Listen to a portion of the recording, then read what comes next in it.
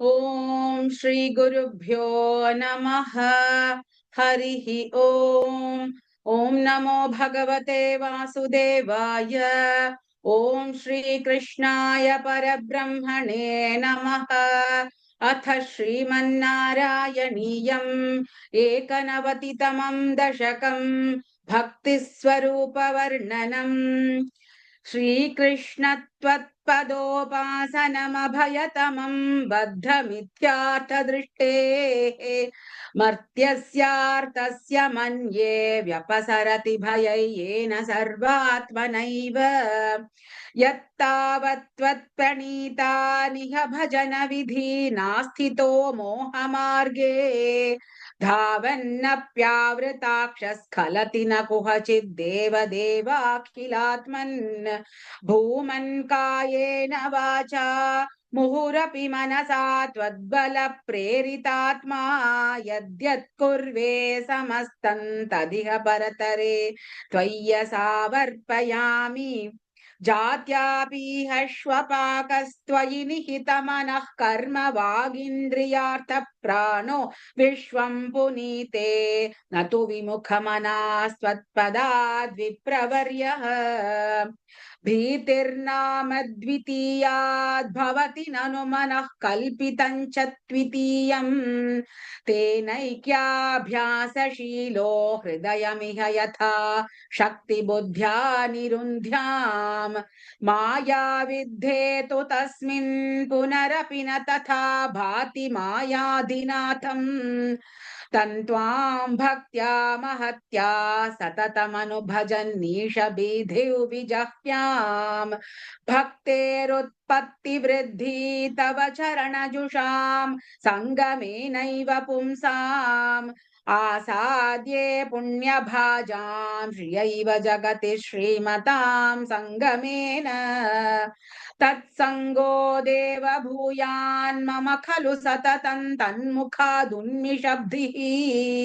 त्वन्माहात्म्यप्रकारैर्भवति च सुदृढा भक्तिरुद्धूतपापा श्रेयो मार्गेषु भक्तावधिक बहुमतिर्जन्म कर्माणि भूयः गायन् क्षेमाणि नामान्यपि तदुभयतः प्रद्रुतं प्रद्रुतात्मा उद्यद्धासः कदाचित् कुहचिदपि रुदन् क्वापि गर्जन् प्रगायन् उन्मादीव प्रनृत्यन्नयि कुरु करुणा लोकबाह्यश्चरेयम्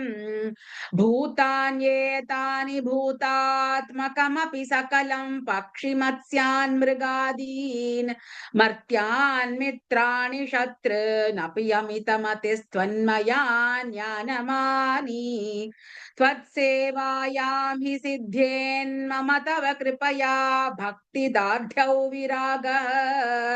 त्वत्तत्त्वस्यावबोधोऽपि च भुवनपते यत्नभेदौ विनैव नो मुह्यन् क्षुद्रुडाद्यैर्भव सरणिभवैस्त्वन्निलीनाः शयद्वाद् चिन्ता सातत्यशाली निमिषलवमपि त्वत्पदादप्रकम्पः इष्टानिष्टेषु तुष्टिव्यसनविरहितो मायिकत्वावबोधात् ज्योत्स्नाभिस्त्वन्नखेन्दोरधिकशिशिरितेर्नात्मना सञ्चरेयम् भूतेष्वेषु त्वदैक्यस्मृतिसमधिगतौ नाधिकारोऽधुना चेत् त्वत्प्रेम त्वत्कमैत्री जटमतिषु कृपाद्वित्सु भूयादुपेक्षा अर्चाया वा समर्चा कुतुकमुरुतर श्रद्धया वर्धतां मे त्वत्संसेवी तथापि द्रुतमुपलभते भक्तलोकोत्तमत्वम्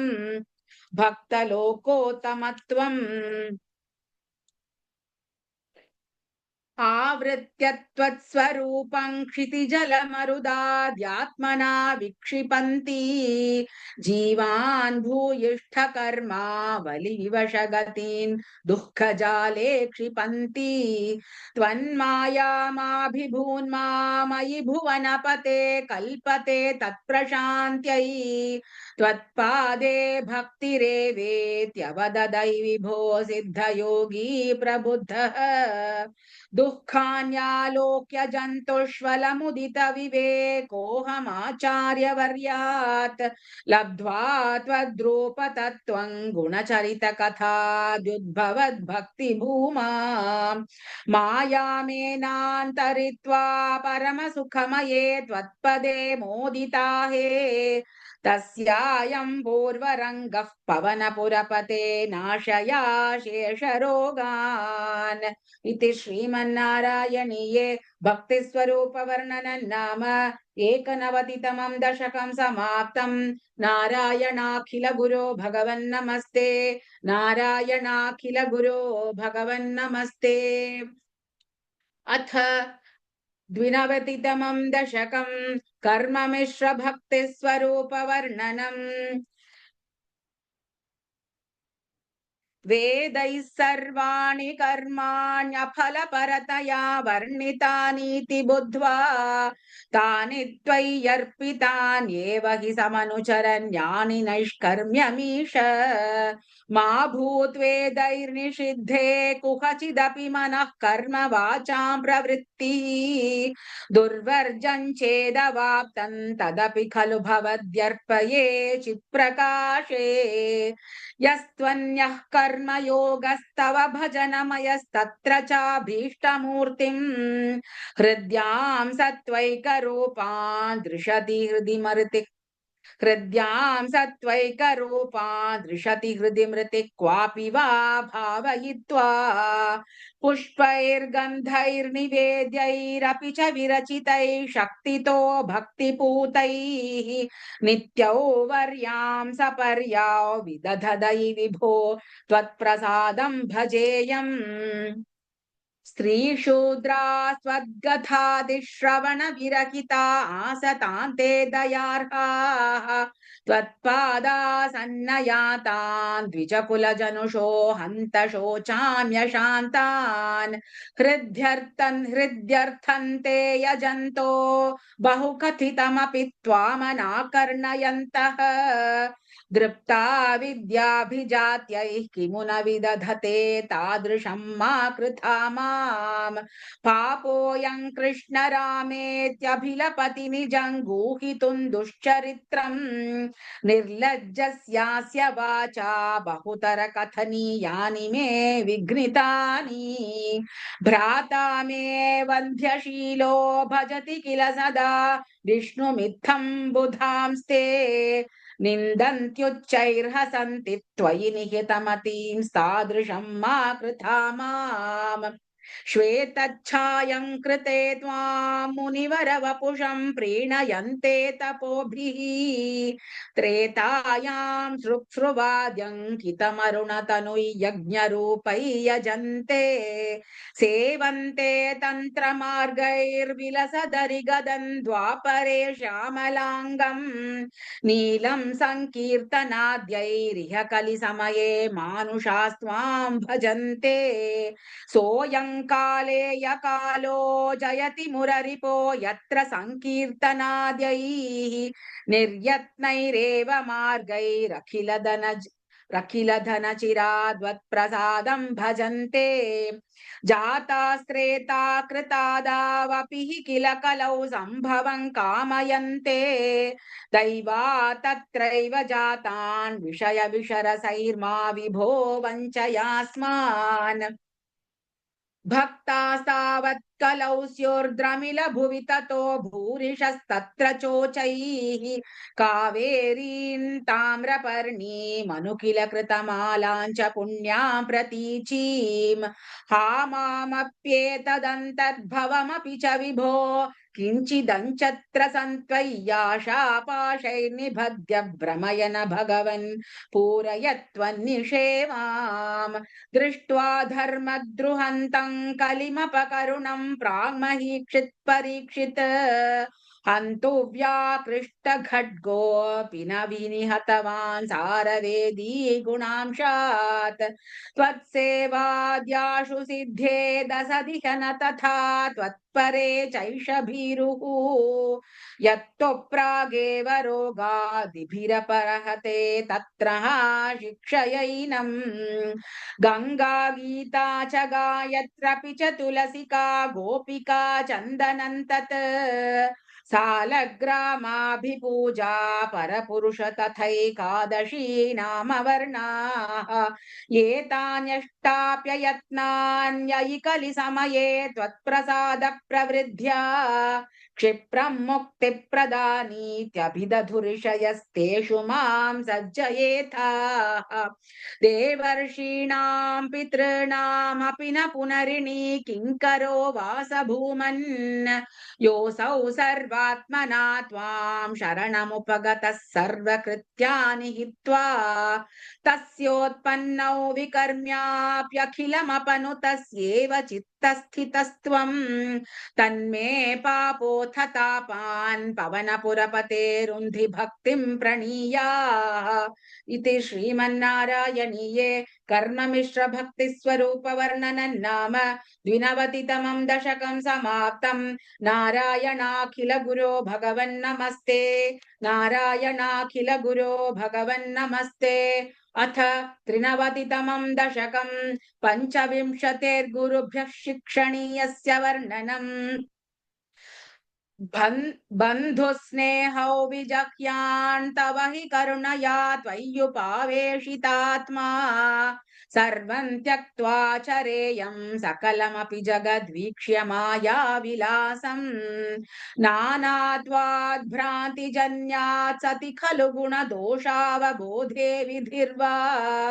व्यासेधो वा कथन्तौ त्वयि निहितमतेर्वीतवैषम्य बुद्धेः क्षुतृष्णालोपमात्रे सतत कृतधियो जन्तवस्यन्दनन्ता सन्त्यनन्ताः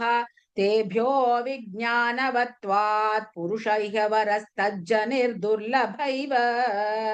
तत्राप्यात्मात्मनस्यात् सुहृदपि च रिपोर्स्त्वयि तत्राप्यात्मात्मनस्या सुहृदपि च रिपोर्यस्त्वयि न्यस्तचेताः तापोचित्तेरुपायं स्मरति स हि सुहृत् स्वात्मवैरी ततोऽन्यः त्वत्कारुण्ये प्रवृत्ते कैव न हि गुरुर्लोकवृत्तेऽपि भूमन् सर्वाक्रान्तापि भूमिर्न हि चलति ततः सक्षमां शिक्षयेयम्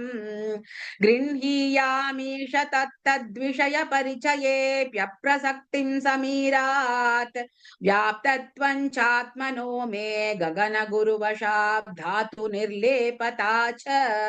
स्वच्छस्यां पावनोऽहं मधुर उदकवद्वह्नि वन्मास्म गृह्णाम् सर्वान्नीनोऽपि दोषं तरुषु तमिव मां सर्वभूतेष्वेयाम् पुष्टिर्नष्टिः कलानां शशिन इव धनोर्नात्मनोऽस्तीति विद्याम् तोयादिव्यस्तमार्ताण्डवदपि च तनुष्वेकतान् त्वत्प्रसादात् स्नेहाद्व्याधात पुत्र प्रणय मृतकपोतायितो मास्म भुवम् प्राप्तं प्राश्नन् सहे यक्षुधमपि शयुवत् सिन्धुवत्स्यामगाधः मापप्तैयोषिदादौ शिखिनिशलभवद्भृङ्गवत्सारभागी भूयासं किन्तु तत्त्वद्धनचयनवशान् माकमीश प्रणेशम् मा बध्यासं तरुण्या गजैव वशया नार्जयेयन्धनौघम् हर्तान्यस्तं हि माध्वी हरैव मृगवन्मामुहङ्ग्राम्य गीतैः नाद्या सज्जेय भोज्ये जश इव बलिषे पिङ्गलावन्निराशः सुप्यां भर्तव्ययोगात् कुररैव विभो सामिशोर्यैर्न हन्यैः वर्ते यत्यक्तमानः सुखमतिशिशुवन्निसैः वन्निस् वर्ते यत्यक्तमानः सुखमतिशिशुवन्निस्सहायश्चरेयम् कन्याया एकशेषो बलयैव विभो वर्जितान्योन्यघोषः त्वच्चित्तो नावबुद्ध्यै परमिषु कृतिवक्ष्माभृतायानघोषम् गेहेष्वन्यप्रणीतेष्वहिरिव निवसान् युन्दुरोर्मन्दिरेषु त्वय्येव त्वत्कृतं त्वं क्षपयसि जगदित्यूर्णनाभात् प्रतीयाम् त्वच्चिन्ता त्वत्स्वरूपं कुरुत इति धृतं शिक्षये पेशकारात् बिड्भस्मात्मा च देहो भवति गुरुवरो यो विवेकौ विरक्तिम् धत्ते सञ्चिन्त्यमानो मम तु बहुरुजा पीडितो यौ विशेषात् हि मे देहमोहं त्यज पवनपुराधीशयत् प्रेम हेतोः गेहे वित्ते कलत्रादिषु च विवशिता स्वत्पदौ विस्मरन्ति सोऽयौवह्नेषु नो वा परमिह परतः साम्प्रतं चाक्षिकर्णत्वग्जिह्वाद्या विकर्षन्त्यवमशत इतः कोऽपि न त्वत्पदाब्जे दुर्वारो देहमोहो यदि पुनरधुना तर्हि निःशेषरोगान् हृत्वा भक्तिं प्रतिष्ठां कुरु तव पदपङ्केरुहे पङ्कजाक्ष नूनन्नाना भवान्ते समधिगतममुं मुक्तितौ विप्रदेहम् क्षुद्रेहा हन्त मामा क्षिपविषयरसे पाहि मां मारुतेश इति श्रीमन्नारायणीये पञ्चविंशतेर्गुरुभ्यः शिक्षणीयस्य वर्णनं नाम 93तमं दशकं समाप्तम् नारायणाखिल गुरो भगवन्नमस्ते नारायणाखिल गुरो भगवन्नमस्ते अथ 94तमं दशकं तत्त्वज्ञानोत्पत्तिप्रकारवर्णनम् शुद्धा निष्कामधर्मैः प्रवर गुरुगिरा तत्स्वरूपं परन्ते शुद्धं देहेन्द्रियादिव्यपगतमखिलव्याप्तमावेदयन्ते नानात्वस्थौल्यकार्ष्यादितु गुणजवपुः सङ्गतो ध्यासितन्ते वह्नेर्दारुप्रभेदेष्विव महदणुता दीप्तता शान्ततादि आचार्याख्याधरस्थारणिसमनुमिलच्चिष्य रूपोत्तरारण्या वेदोद्भासितेन स्फुटतर परिपोधाग्निना दह्यमाने कर्माली वासना तत्कृततनुभुवन भ्रान्ति कान्तारपूरे दाह्याभावेन विद्या शिखिनि च विरते त्वन्मयी खल्वस्था एवं त्वत्प्राप्तितोऽन्यो न हि खलु निखिल क्लेशहानेरुपायः नैकान्तात्यन्तिकास्ते कृषिवदगत षड्गुण्य षट्कर्म योगाः दुर्वैकल्यैरकल्या अपि निगमपथात् तत्फलान्यप्यवाप्ताः मत्तास्त्वां विस्मरन्तः प्रसजति पतने यान्त्यनन्तान् विषादान् त्वल्लोकातन्यलोकः क्वनुभयरहितो यत्परार्थद्वयान्ते त्वद्भीतः सत्यलोकेऽपि न सुखवसतिः पद्मभूः पद्मनाभ एवं भावे त्वधर्मार्जितबहुतमसां का कथा नारकाणाम् तन्मे त्वञ्छिन्धि बन्धौ वरद कृपण बन्धो कृपापूर सिन्धो याथार्थ्या त्वन्मयस्यैव हि मम न विभो वस्तुतो बन्धमोक्षौ माया विद्या तनुभ्यां तव तु विरचितौ स्वप्नबोधोपमौ तौ बद्धे जीवद्विमुक्तिं गतवति च भिदा तावती तावदेकः भुङ्क्ते देहद्रुमस्थो विषयफलरसान्नापरो निर्व्यथात्मा जीवन्मुक्तत्वमेवोविधमिति वचसा किं फलं दूरदूरे तन्नामा शुद्धबुद्धे न च लघुमनसः शोधनं भक्तितोऽन्यत्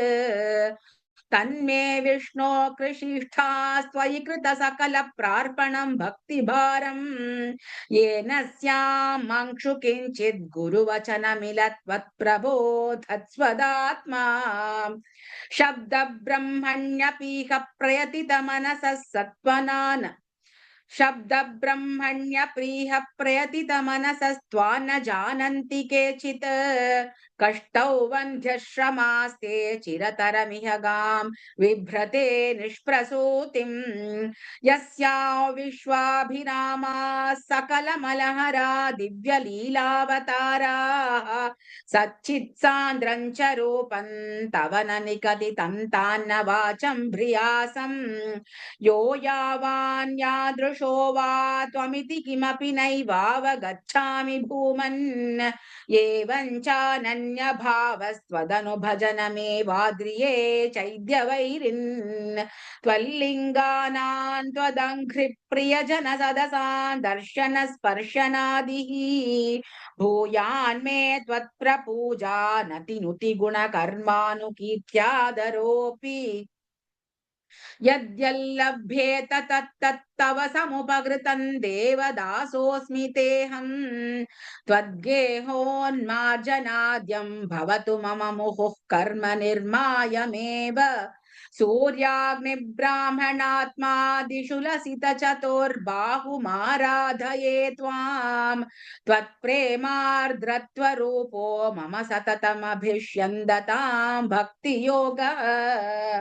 ऐक्यन्ते दान होम व्रत नियम तपः सांख्य योगैर्दुरापम् त्वत्सङ्गेनैव गोप्यः किल सुकृतितमाः प्रापुरानन्द सान्द्रम् भक्तेष्वन्येषु भूयस्वपि बहुमनुषे भक्तिमेव त्वमासाम् तन्मे त्वद्भक्तिमेव द्रटय हरगदान् कृष्णवातालयेश इति श्रीमन्नारायणीये तत्त्वज्ञानोत्पत्तिप्रकारवर्णनं नाम चतुर्नवतितमं दशकं समाप्तं नारायणाखिल गुरो भगवन्नमस्ते नारायणाखिल गुरो भगवन्नमस्ते अथ पञ्चनवतितमं दशकं कैवल्यसिद्धिप्रकारवर्णनम् आदौ हैरण्यगर्भीं तनुमविकलजीवात्मिकामास्थितस्त्वं जीवत्वं प्राप्य माया गुणगणखचितो वर्तसे विश्वयोने तत्रोद्वृद्धेन सत्त्वेन तु गुणयुगलं भक्तिभावं गतेन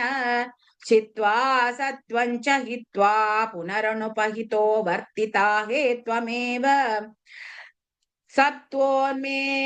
सत्त्वोन्मेषात् कदाचित् खलु विषयरसे दोषबोधेऽपि भूमन् भूयोऽप्येषु प्रवृत्तिः सतमसि रजसि प्रोधते दुर्निवारा चित्तं तावद्गुणाश्चक्रथितमिह मिथस्तानि सर्वाणि रोधुम् तुर्ये त्वय्येकभक्तिः शरणमिति भवान् हंसरूपी न्यगादीत् सन्ति श्रेयांसि भूयांस्यपि रुचिभिदया कर्मिणा निर्मितानि क्षुद्रानन्दाश्च शान्ता बहुविधगतयः कृष्ण तेभ्यो भवेयुः त्वञ्चाचख्याथ सख्ये ननु महिततमां श्रेयसां भक्तिमेकाम् त्वद्भक्त्यानन्दतुल्यः खलु विषयजुषां सम्मदः केन वा स्यात् त्वद्भक्त्या तुष्टबुद्धे सुखमिह चरतो विच्युताशस्य चाशाः सर्वास्युः सौख्यमय्यः सलिलकुहरगस्येव तोयैकमय्यः सोऽयं खल्विन्द्रलोकं कमलजभवनैर्योगसिद्धिश्च हृद्याः नाकाङ्क्षत्येतदास्तां स्वयमनुपतिते मोक्षसौख्येऽप्यनीहः त्वद्भक्तो बाध्यमानोऽपि च विषयरसैरिन्द्रिया शान्तिहेतोः भक्त्यैवाक्रम्यमाणैः पुनरपि खलु तैर्दुर्बलैर्नाभिजय्यः सप्तार्चैर्दीपितार्चैर्दहति किल यथा भूरितारुप्रपञ्चम् त्वद्भक्त्योघे तथैव प्रदहति दुरितं दुर्मदह्वेन्द्रियाणाम् चित्तार्द्रीभावमुच्चैर्वपुषि च पुलकं हर्षपाशपञ्चहित्वा चित्तं शुद्ध्येत् कथौ वा किमु बहु तपसा विद्यया वीतभक्तेः त्वद्गाथा स्वाधसिद्धाञ्चन सततमरीमृज्यमानोऽयमात्मा चक्षुर्वत्तत्त्वसूक्ष्मं भजति न तु तथाभ्यस्तया तर्ककोट्या ध्यानन्ते शीलयेयं समतनुसुखबद्धासनो नासिकाग्रन्यस्ताक्षः पूरकाद्यैर्जितपवनपथश्चित्तपद्मं त्ववाञ्छम् ऊर्ध्वाग्रं भावयित्वा रविविधुशिखिनः सौविचिन्त्योपरिष्टात् तत्रस्थं भावये त्वां सजलजलधर श्यामलं कोमलाङ्गम् आनीलश्लक्ष्णकेशं ज्वलितमकरसत्कुण्डलं मन्दहास्यस्यन्दार्द्रं कौस्तुभश्री परिगतवनमालोरुहाराभिरामम् श्रीवत्साङ्कं सुबाहुं मृदुलसदुदरं काञ्चनच्छायचेलम् चारुस्निग्धोरुमम्भोरुहललितपदं भावयेऽहं भवन्तम् सर्वाङ्गेष्वङ्गरङ्गत्कुतुकमिति मुहुर्धारयन्नीशचित्तम् तत्राप्येकत्र युञ्जे वदन सरसिजे सुन्दरे मन्दहासे तत्रालीनन्तु चेतः परमसुखचितद्वैतरूपे वितन्वन् अन्यन्नो चिन्तयेयं मुहुर्ति समुपारूढयोगो भवेयम् इत्थं त्वध्यानयोगे सति पुनरणिमाद्यष्टसंसिद्धयस्ताः दूरश्रुत्यादयोऽपि ह्यहमहमिकया सम्पतेयुर्मुरारे त्वत्सम्प्राप्तौ विलम्बावहमखिलमिदन्नाद्रिये कामयेऽहम् त्वामेवानन्दपूर्णं पवनपुरपते पाहि मां सर्वतापात् इति श्रीमन्नारायणीये कैवल्यसिद्धिप्रकारवर्णनं नाम पञ्चनवतितमं दशकं समाप्तम् नारायणाखिल गुरो भगवन्नमस्ते नारायणाखिल गुरो भगवन्नमस्ते अथ षण्णवतितमं दशकं भगवद्विभूतिवर्णनम् त्वं हि ब्रह्मैव साक्षात् परमुरुमहिमन्नक्षराणामकारः तारो मन्त्रेषु राज्ञां मनुरसि मुनिषु त्वं भृगुर्नारतोऽपि प्रह्लादो दानवानां पशुषु च सुरभिः पक्षिणा वैनतेयः नागानामस्य नन्तः सुरसरिदपि च स्रोतसा विश्वमूर्ते ब्रह्मण्यानां बलिस्त्वं क्रतुषु च जपयज्ञोऽसि वीरेषु पार्थः भक्तानामुद्धवस्त्वं बलमसि बलिनां धाम तेजस्विनां त्वं नास्त्यन्तस्त्वद्विभूतेर्विकसदतिशयो वस्तु सर्वं त्वमेव त्वं जीवस्त्वं प्रधानै यदिह भवदृते तन्न किञ्चित् प्रपञ्चे धर्मो वर्णाश्रमाणां श्रुतिपथविहितं त्वत्परद्वेन भक्त्या कुर्वन्तोऽन्तर्विरागे विकसति शनकैः सन्त्यजन्तो लभन्ते सत्ता स्फूर्तिप्रियत्वात्मकमखिलपदार्थेषु भिन्नेष्व भिन्नम् निर्मूलौ विश्वमूलं परममहमिति त्वत्विबोधौ विशुद्धम् जीवानं कर्म ज्ञानं कर्मापि भक्तिस्तृतयमिह भवत्प्रापकं तत्र तावत् निर्विण्णानामशेषे विषयैः भवेत् ज्ञानयोगेऽधिकारः सक्तानां कर्मयोगस्त्वयि विनिहितो ये तु नात्यन्तसक्ताः नाप्यत्यन्तौ विरक्ता स्वयि च धृतरसा भक्तियोगो ह्यमीषाम्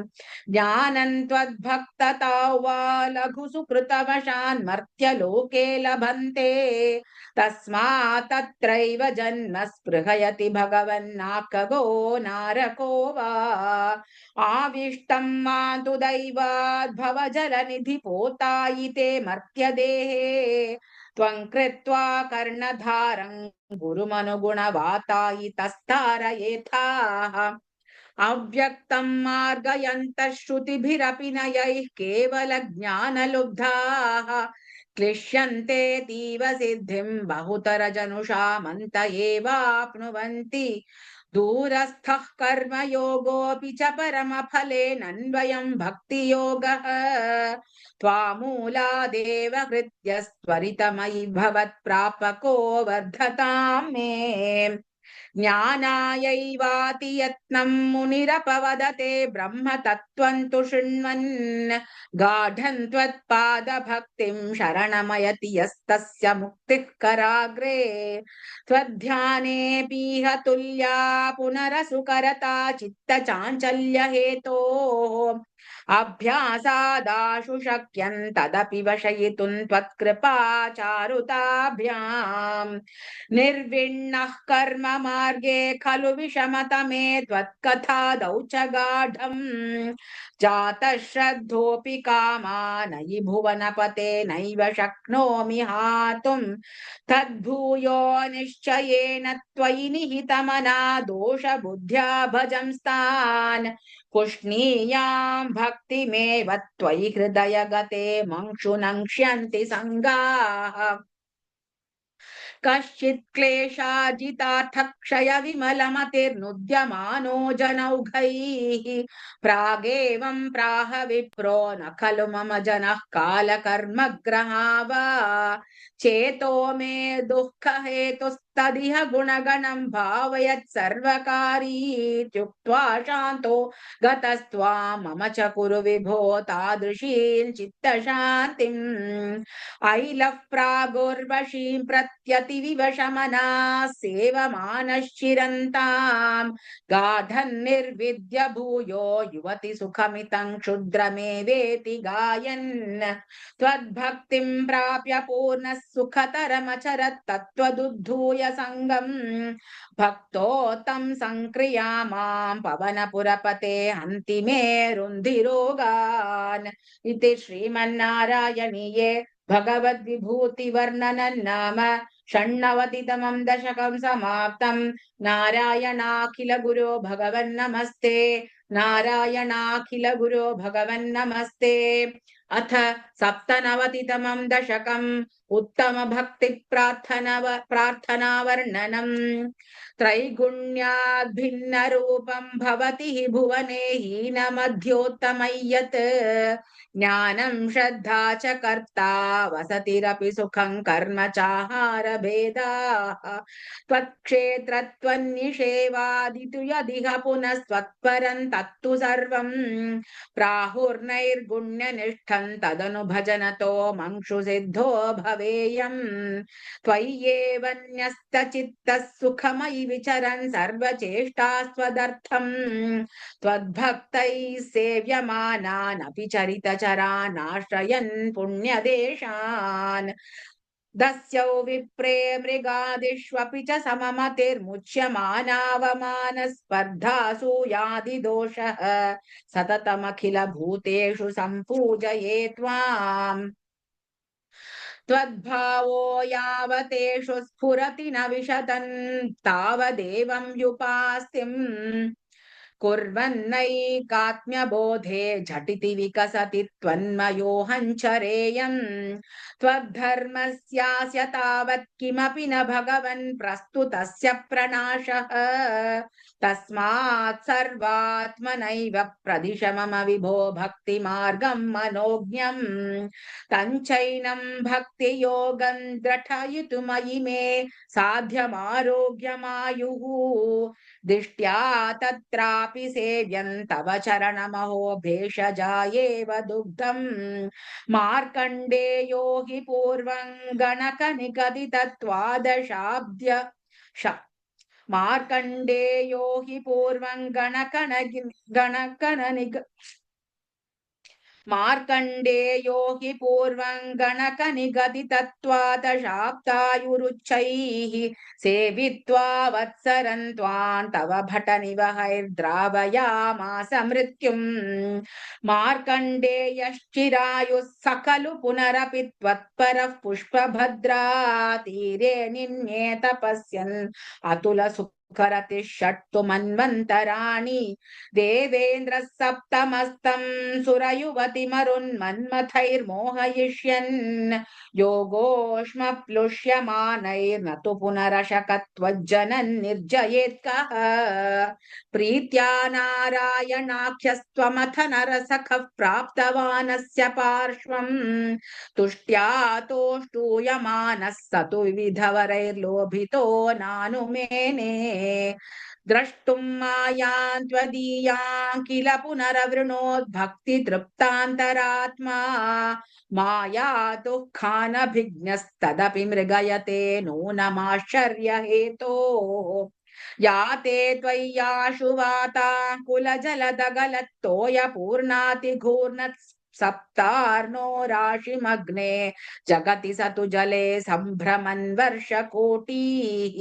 दीनः प्रैक्षिष्टदूरे वटतलशयनं कञ्चिदाश्चर्यबालम्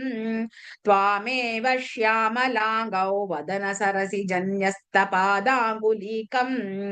दृष्ट्वा त्वां हृष्टरोमा त्वरितमुपगतः स्प्रष्टुकामो मुनीन्द्रः श्वासेनान्तर्निविष्टः पुनरिह सकलं दृष्टवान् शिष्टपौघम् भूयोऽपि श्वासवातैर्बहिरनुपतितो वीक्षितस्त्वत्कटाक्षैः मोदादाश्लेष्टुकामस्त्वयि पिहिततनौ स्वाश्रमे प्राग्वदासीत्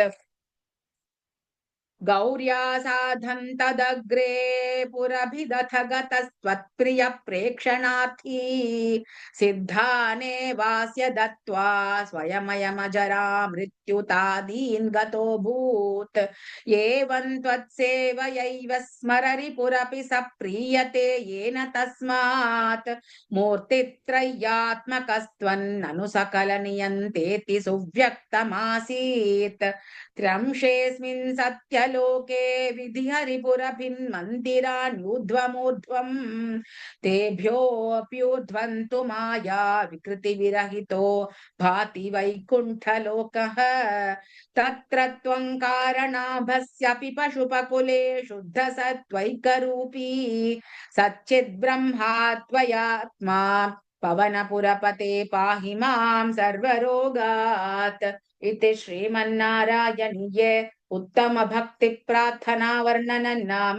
सप्तनवतितमं दशकं समाप्तम् नारायणाखिल गुरो भगवन्नमस्ते